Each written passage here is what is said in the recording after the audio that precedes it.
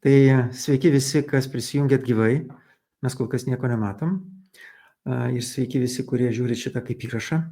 Tai aš esu Darius Pieteris. Jūs klausotės arba žiūrit Lietuvos pardavimų asociacijos gyvą transliaciją arba jos įrašą. Ir šiandien mūsų tema pokalbio yra apie jaunąją kartą. Dar sakom Z karta. Liaudyje Lietuvoje sakoma Gen Z. Ir šiandien mūsų svečias yra Edvinas Vosylius, kuris yra žmogus jau 18 metų pardavimuose. Jis padėjo plėstis įmonėms Europoje ir Amerikoje. Ir bent 3 pardavimų komandas jis užaugino nuo 0 iki 20 žmonių, kas yra įspūdinga. Ir šiandien jis vysto pardavėjo atrankos kompaniją Hemes, ar Hemes, reikėtų sakyti. Hemes. Aš kaip iš romanų kalbos, tai Hemes norėtųsi sakyti, bet... Tinka tai Hemes. ir Hemes, ir Hemes.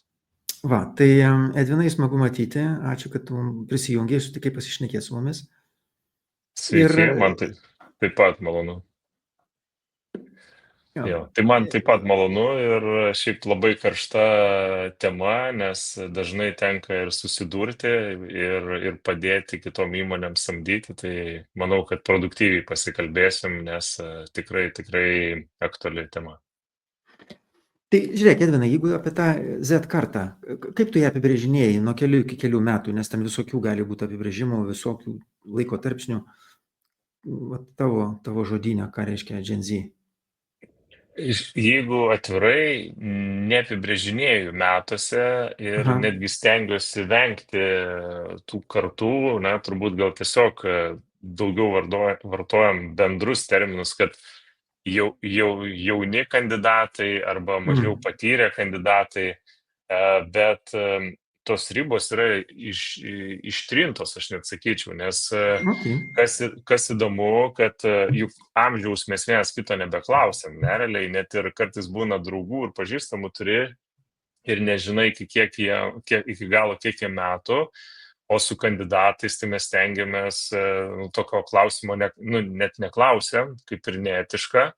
Tai taip ir neįdedam į rėmus ir kartais žmogus atrodo jaunas, nors iš tikrųjų jau vyresnis ir kartais matosi, kad patirties neturi ir amžius nedidelis, bet nekategorizuoju, net pats iš tikrųjų. Okay. Čia toks, manęs turbūt vis tiek prie jaunos kartos nepriskirtų, mane susitikęs. Taip, jau ne. Atrankos pokalbėti kažkaip. Jau sakyčiau jūs, net ir aš, nors man pačiam jau daugoką metų, bet tai ir man sako jūs, kai kurie kandidatai. Gerai, tai vis dėlto, žinai, aš tą gal įvardinsiu. Tai vėl tų laiko tarpsnių jie visai gali būti apibrėžiami, bet dažniausiai Z karta yra apibrėžiama iki 28 metų. Dabar šiai dienai, tai iškia nuo 13 iki 28. Aišku, 13-iniai neteina pas darbo rinką ir pas jūs į atrankas, tai galim sakyti nuo 18 iki 28, tai turbūt kažkurioje tai vietai ten. Bet tu labai įdomu pasakyti dalyką, kad kartais žmogus yra vyresnis ir atrodo vyresnis, bet jis elgiasi kaip jaunesnis. Tai iškia, iš elgesio mes sakome, šitas žmogus yra jaunas, bet ne dėl amžiaus, bet dėl jo elgesio. Mes kartais tą brandą turbūt vadinam. O tai dabar žiūrėk, vis dėlto gal pradėkime nuo to plataus klausimo. Tai kaip tu tą Z kartą matai? Kokia jinai yra, kurie ateina pas tave į pardavimo pozicijas, ieško darbo?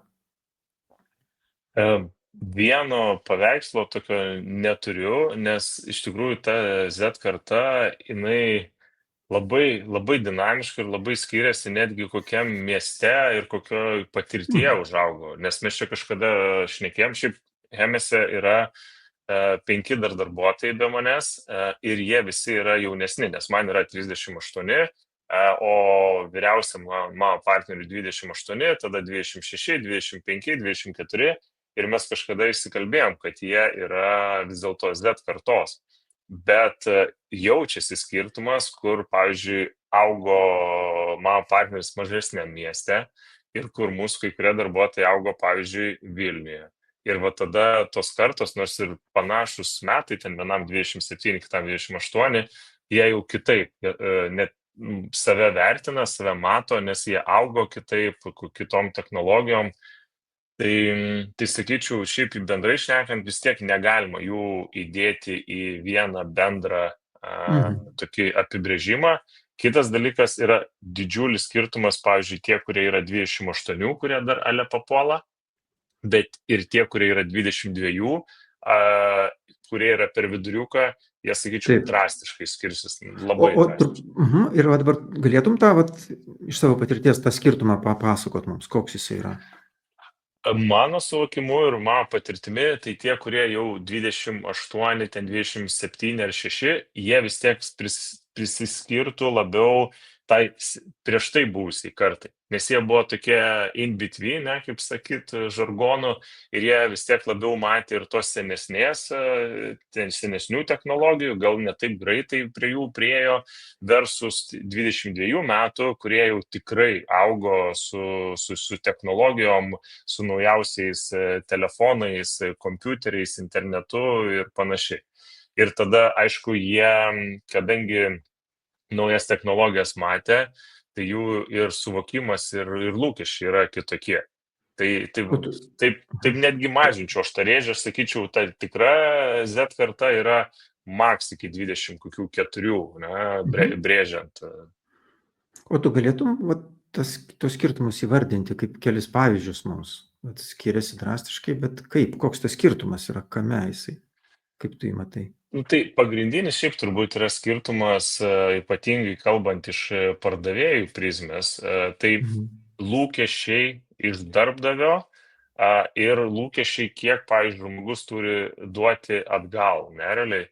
Tai tarkim, tie truputėlį senesnės kartos, jie nekelia tokių didelių lūkesčių darbdaviui ir by default, arba kaip tiesiog tikisi, kad aš atėjau į darbą, aš stengsiuosi, darysiu, reikės man eiti ekstra mailą, reikės mokytis ir gausiu tada atgal grąžą, ar ten finansinę, ar realiai žinias, ar tiesiog auksiu kartu su įmonė. O jau ta jaunesnioji karta, jie dažnai ateina daug turėdami tokių stereotipų, kad noriu dirbti įmonėje, kuri būtų seksi, ar ten aš galėčiau didžiuotis ir negėda būtų pasakyti, tada, kad darbdavys manęs išklausytų, suprastų ir ten rūpintųsi mano poreikiais, ir tada aš rūpinsiuos darbdavio poreikiais. Tada, tarkime, kad hybridinis modelis, pavyzdžiui, kas ten pradėjo prieš 4 metus ateidinėti darbo rinką, jie pradėjo ant remote.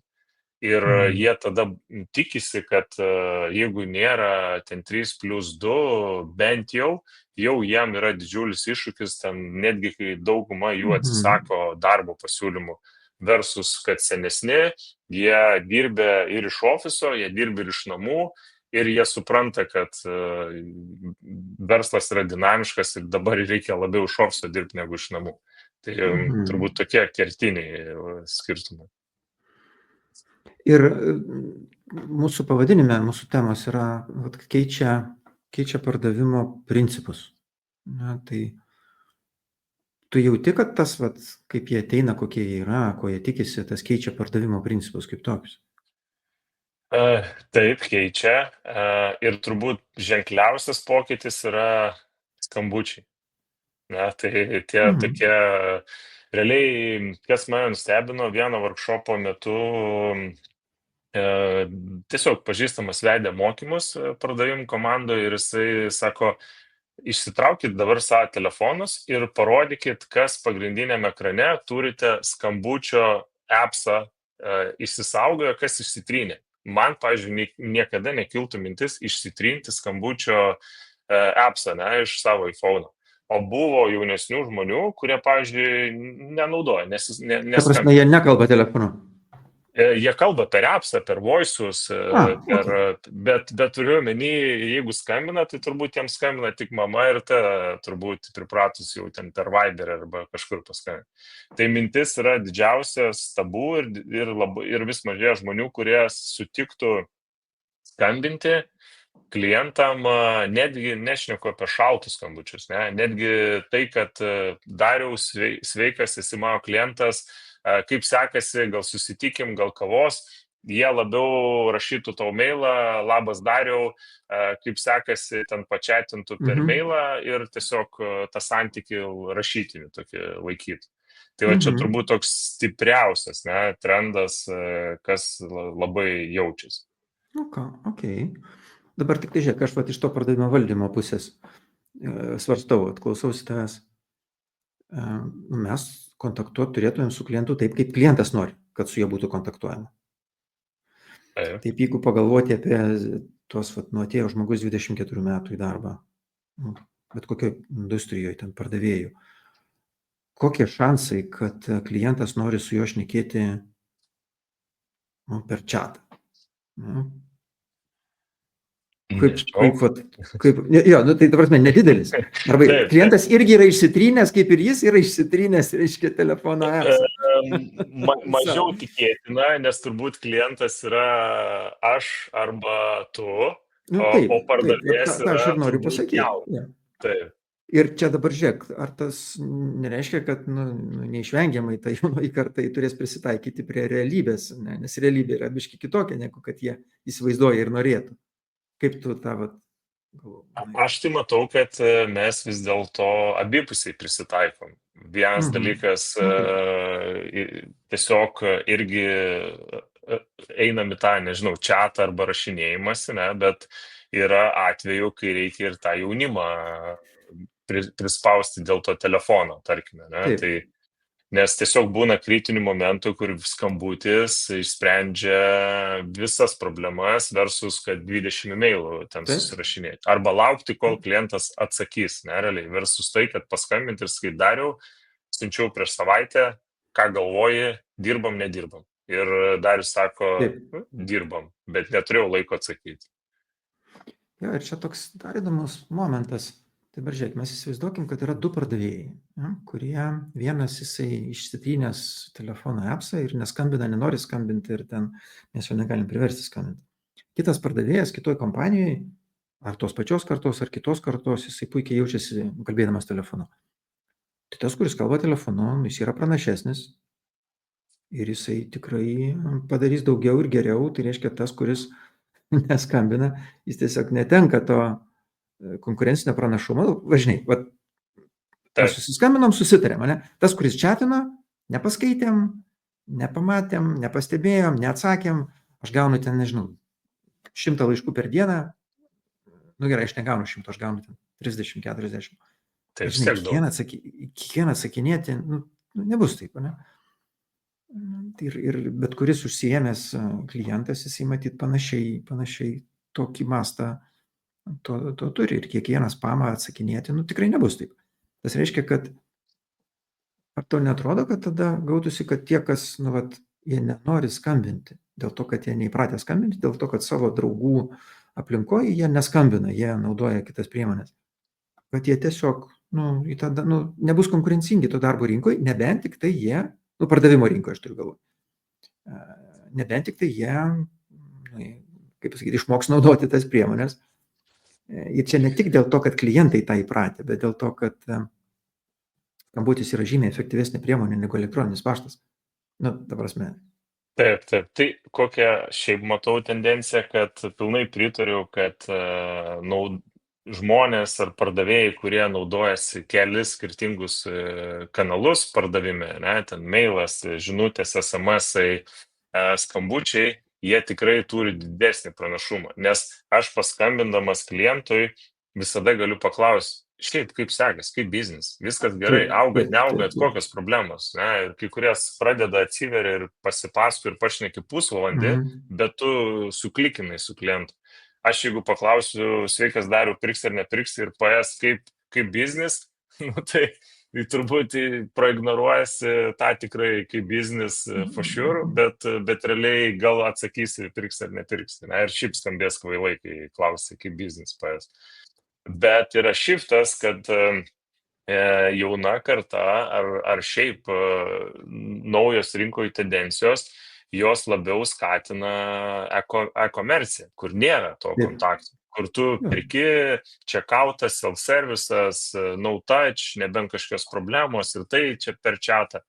Tai automatiškai turbūt dar labiau didėja tokie pardavimų du skirtingi kanalai. Tas tradicinis, kuris yra B2B Mhm. ir tu jo neišvengsi, ir tas Taip. labiau B2C arba e-commerce'as, kur visi stengiasi iš viso kuo mažiau interakcijos su žmogumi. Mhm. Jo, ta interakcija, mes norim jos kuo mažiau tada, kai interakcija nesukuria vertės nei klientui, nei Taip, pardavėjai. Nu, arba sukuria, bet neatsiperka ta vertė lyginant su kaštais. Ir ta komercija, aišku, jinai plėsis ir taip toliau, bet tik tai tiek, kad visą laiką yra riba. Vis tiek ateis tam tikras momentas, kur mes norėsim padaryti poveikį klientui. Tai reiškia, kad pardavėjas, jo tikslas yra dalyvauti kliento sprendimo priėmimo procese. Na gerai, dabar su dirbtinio intelekto ateimu ir aušra, ir čia dar net nežinom, kaip čia viskas vystysis. Galbūt ten dirbtinis intelektas staiga, nežinau, bet po kelių metų matysim interakciją e-shop'e netgi su jo dirbtinio intelekto su vartotoju, tada pardavėjas iš vis nebereikalingas. Jis nebetenka prasmės pardavėjas kaip pozicija. taip. Ką manai apie tai? Aš daug galvojau, kol kas nežinau atsakymų, bet esu išsigryninęs vieną tendenciją. Ne? Čia taip pat su prekybos centrais įvyko per daug metų, kai mes dar vaikystėje pirkdavom ledus Aibės tipo parduotuvėse ir mus žinojo ir vardu turbūt pardavėja kvietė. Ir tada atsirado Maximos, Rimi ir kur ten atrodo kaip e-commerce'as, kur nieks su tavim nieko nenori turėti bendro, tu apsipirk pats, išsičekautink ir išeik ir viskas. Ne? Tai aš taip pat matau, kad su tom technologijom atsiras tikrai tokių verslų, kur sakys, mes be žmonių darom biznį ir ten viskas pasislėpia, bet tada atsiras didelė terpė tom žmogaus human touch, ne, parduotuvėm. Arba ten human touch servisui, kur tu kaip tik primokėsi premium, kad su tavim pasikalbėtų tikras žmogus, aptarnautų, išklausytų. Ir aš tokią kol kas viziją piešiu, nes mes tą pačią, pavyzdžiui, duoną galim nusipirkti Maximoje, ne, už €1,5, bet biržų duonai, kadangi ten rankomis kepta vietoje, mes dažniausiai perkam už 5, 6 ar net 7 eurus ir jaučiamės laimingi, nes premium duoną nusipirkom. Tai turbūt ir pardavėjas bus visą gyvenimą tas, kuris prisitaiko prie naujų technologijų, bet ir siūlo tas senasias, kur žmogui norisi tiesiog paliesti, apčiuopti. Tai nežinau, kol kas tokia teorija tikiu. Aš labai panašiai galvoju, kad tas už gyvą žmogų mes mokėsim premium, mes jau mokam daugeliu atveju. Nu, kad ir gyva parduotuvė yra dažnai brangiau negu kad e-commerce. Kodėl? Dėl to, kad ten, žinai, fizinis, gali paliesti, gyvas žmogus yra. Tai pasitarti. Jo, pasitart gali, pašnekėti ir galų gale tas ryšys emocinis jisai yra, jis kaip ne kaip mes žmonės, mums reikia bendravimo. Dabar tas reikštų, kad ateities pardavėjas, jisai turės būti tas žmogus, už kurį norėtų mokėti kažkas premium. Nu, va, tu irgi turbūt ne už kiekvieną bendravimą norėtum sumokėti papildomus 2 eurus arba ten 100 eurų. Nu, jo, jis turi būti kažkoks. Tai reiškia, kad tai žmonės, pardavėjai, jie turėtų būti tikrai, noriu sakyti, komunikabilus, bet ne apie tai, labiau bendraujantis, gebantis užmegzti ryšį su kitu žmogum, su klientu ir palaikyti tą ryšį realiu laiku. Nesielgti kaip mašina, kaip robotas, kuriam pasakė padaryti dalykus. Mes kartais tokius pardavėjusgi sutinkam. O kaip dabar ta jauna karta, va čia su jos bendravimo įgūdžiais, polinkiais, nežinau, įpročiais, nuo to asmeninio, tarp asmeninio susitinkam, kalbam, kaip jie yra, kokie jie yra. Įvairių yra ir taip sakyčiau, jaučiasi tikrai tradicinių žmonių, ne, kurie jaučia svorį bendraudami su kitais, išsiklauso, bando suprasti. Ir yra ta truputėlį gal ir ekstremali karta, kur kartais būna, turi skambutį, interviu ir sako, nu tai seniai, nesiparink, viskas gerai, ne, realiai interviu metu. Ir aš suprantu, kad čia išsireiškimas, bet yra ne vieta ir ne laikas, nes aš irgi kartais taip Taip. sakau savo draugam, ar ten it's okay, ten, turiu menį, daug vartoja tokių specifinių žargonų ir jaučiasi, Žargoną. kad realiai, tu nenorėtum pirkdamas paslaugų iš tokio žmogaus, girdėt, kad tu nesiparik. Realiai, tai va. Tai aš tokiu matau, kad visko yra ir vėlgi labai priklauso, ar ta karta baigia universitetą, kokį universitetą baigia, iš kokio miesto, kokios patirtis, kur dirbė. Yra tų pačių pardavėjų, kurie jau labai sofistikuotai šneka, net atrodo toks jaunas, bet šneki kaip prezidentas, realiai. Tai va, bet tokia dinamiška jaučiasi ir šiaip labiausiai gaila, kai realiai tiesiog atrodo, kad šneki draugų rate, nors tai yra darbo pokalbis. Ar tas reiškia, kad jie labiau linkia į tą tokį neformalų bendravimą, neformalumą? Aš manau, Nu, kad tendencija, aš apie tendenciją, žinai, būna visokių, jo, bet tendencija tokia. aš manau, kad tiesiog jų niekas nemokė ir vos ne jie savaime užaugo su internetu. Ir tada gaunasi, kai niekas tavęs nepamokina, nepakritikuoja, kaip elgtis tam tikrose situacijose, tada tu tiesiog taip ir plauki, ką matai. O kadangi vartoji daug interneto, tai tada ir esi toks vaikščiantis YouTube kanalas, kur ką girdi, tą reflektuoji.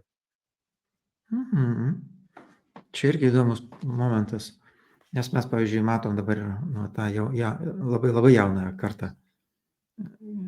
Tie maži vaikai, jiems tėvai duoda tą planšetę ir kad būtų ramu, žinai, ir tai planšetėje gyvena. Taip. Ir tas reiškia, kad mažiau iš tėvų mokosi, daugiau mokosi iš to, ką jie planšetėje mato. Tai vat, kaip tu sakai, internete. Čia įdomus posūkis toks. Ir tada paskui ateina į darbo rinką, pavyzdžiui, jis nori būti pardavėjų, bet jisai neturi įgūdžio bendrauti taip, kaip tie suaugę žmonės bendrauja. Ir čia mano interpretacija. Bet taip ir yra. Aš šnekėjau, turėjau diskusiją vakarienės metu su draugais ir psichologas ar psichoterapeutas, nežinau kaip pavadinti, draugas sako, turėjau sesiją, kalbėjausi ir sako, kaip psichologai skirsto kartas. Tai vienų, sako, kiek kartų pasakai savo dukrai ar sūnui, kad tu ją myli, ne? Sako, per dieną kokius 5 kartus pasakau. O sako, tau kiek tėvai yra pasakę, sako, kaip vapsuoja 40, tai paklausiau, nes norėjau sužinoti, sako, taip, myliu, tik kad nesakau. Tai va, gaunasi, kad mes patys labai daug duodam meilės tai jaunai kartai, o kai užauga jie ateina į darbą, tai nebegeri, ne, kiekvieną dieną, kad dariau gerai padarai, gerai mailą išsiuntei. Tai ką žinau, tavo darbas mailą, ar ten paskambint, ar siūs. Ir tada atsiranda toks turbūt, minčių, va štokia net teorija esu išsivedęs. Jinai visiškai validi teorija, aš irgi galvoju, kad jinai turi teisę egzistuoti. Labai gali būti, kad čia yra tiesa. Tai reiškia, to teigiamo dėmesio jie gauna užaugo šeimoje, kur labai daug to teigiamo dėmesio.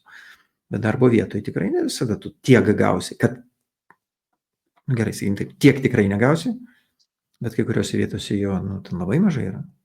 Ne tai, kad higieninio dar trūksta lygmens. Ir kas tada su jais atsitinka, kaip tu iš darbo rinkos eksperto pozicijos galvoji? Nemažai jų tiesiog sako, kad aš negaunu patvirtinimo ir aš nežinau, ar gerai darau ar ne, ar man judėti prieki, ar ne. Ir va tada gaunasi, kad jaunas darbuotojas, jisai nori vos ne to kas valandinio ar kasdieninio patvirtinimo, o darbdavys to nesuvokdamas, to nedaro ir tada gaunasi ne iš blogos valios, tiesiog žmogus nežino, ar judėti prieki ar ne. Ir va čia yra tikrai nemažai istorijų, kur vyksta tokia mini stagnacija. kol neišsiaiškina, jeigu išsiaiškina, o jeigu neišsiaiškina, tada keičia darbą, nes ieško tos Taip. patvirtinimų. O čia mes jau prieinam prie tokių praktinių dalykų, ką turėtų daryti, pavyzdžiui, šiuo atveju pardavimo vadovas. Ką tu patartum, kaip su tuo jaunu žmogum elgtis, kaip jam vadovauti? Tai aš pats kokias taktikas taikau, tai vienas dalykas, tikrai dažnokai paklausiu, kaip jautiesi, ar kaip sekasi, ar viskas gerai. Jeigu matau, kad ten, pavyzdžiui, nuotaika kokia prastesnė, arba tiesiog, nežinau, ar prastesnė ar ne, sakau, kaip sekasi, atrodai liūdnas, ne, ar liūdna. Tai vienas dalykas, nes žmonės tikrai vertina tai, kad tu pasiteirauji ne tik kaip darbai, bet ir šiaip kaip gyvenimas. Kitas dalykas, jeigu matau, kad gerai, pavyzdžiui, nežinau, gerai atrašė e-mailą klientui, ne, arba gerai sudylino tam tikroje situacijoje. Tai aš visada pasakau, gerai, čia gerai padarai, gerai pavarei, ta prasme, tokį trumpą, bet labai aišku, kad ir tiesiog 2 žodžiais. Geras mailas, ne, ir va taip stengiasi dalintis.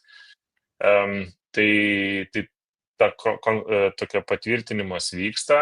Kitas dalykas, pačiam yra ne kartą tekę būti po pardavimų vadovų, kai gauni pylos, bet jau gauni taip, kad maža nepasirodytų. Tai tokių jau išsišokimų tikrai nedarau, nes vienas dalykas, nebegali. Realiai šioj kartoj, kaip mes esam pratę seniau, kad kažkas ant mūsų rėktų, ten agresyviai užmotyvuotų, ne, kaip anksčiau būdavo, nebėra tokio dalyko. Tai yra...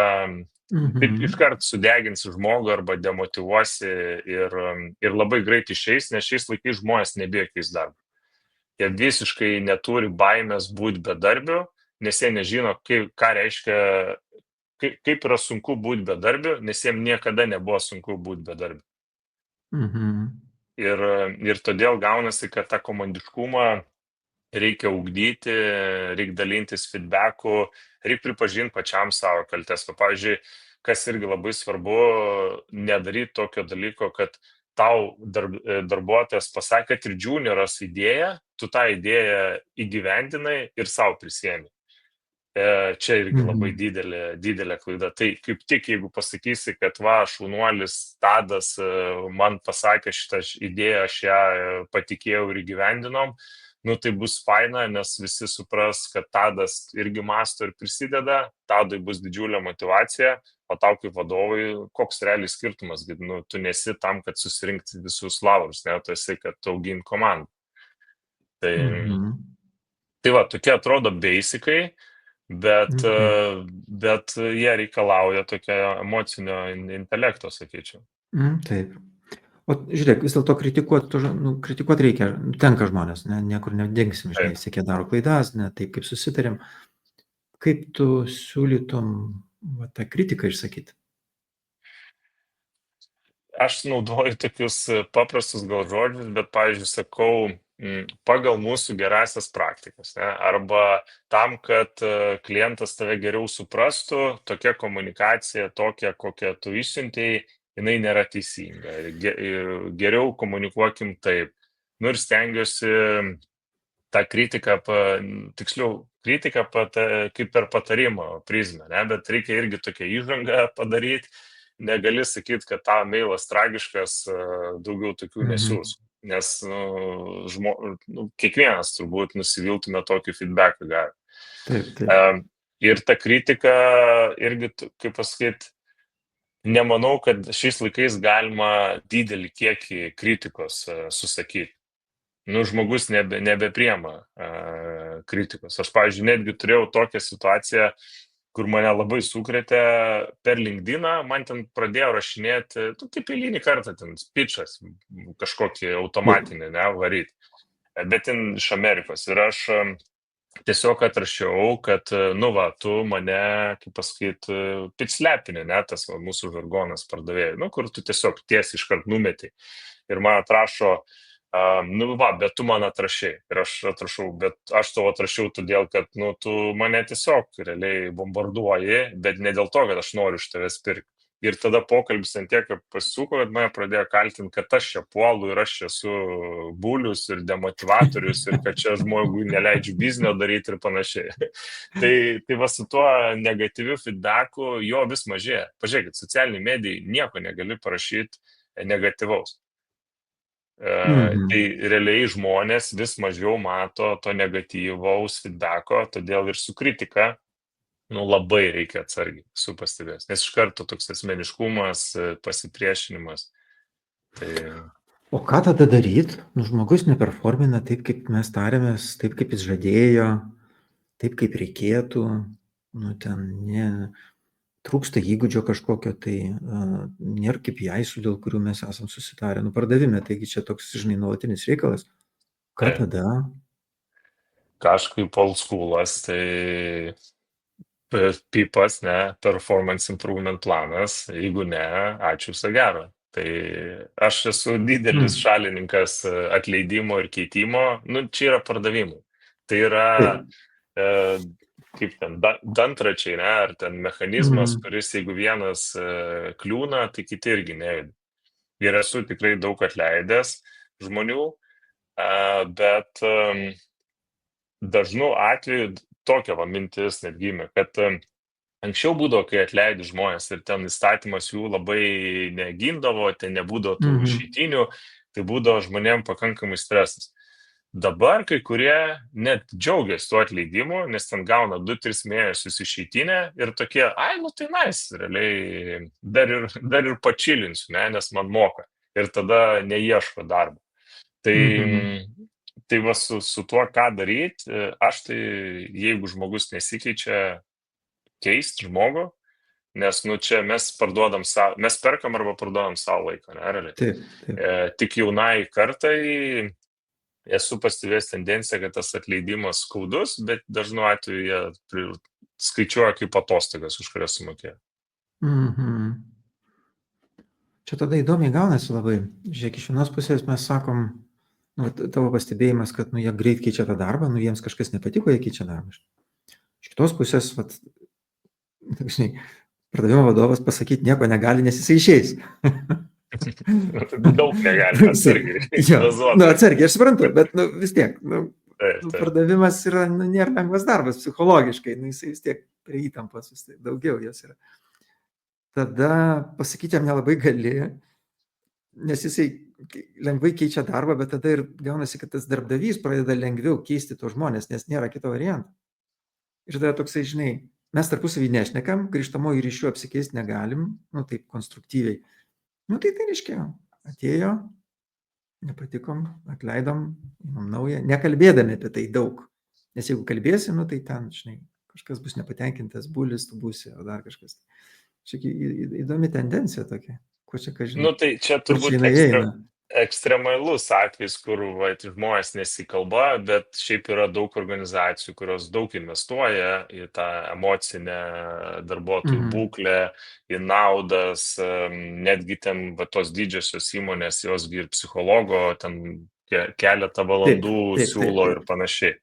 Tai, sakyčiau, vyksta didžiulė transformacija ir tos įmonės senesnio matymo, ar senesnių patirčių, tai taip, jos turbūt nesikalba, keičia ir ten nuolatinis stresas. Naujos kartos įmonės ieško to balanso, o sunkiausia turbūt įmonėm, kurios sunkiai galas su galu sudarė, kur reikia ir dėl pelno kovoti, ir darbuotojus dar laimingus daryti, ir dar atrodo, kad jie neperformina.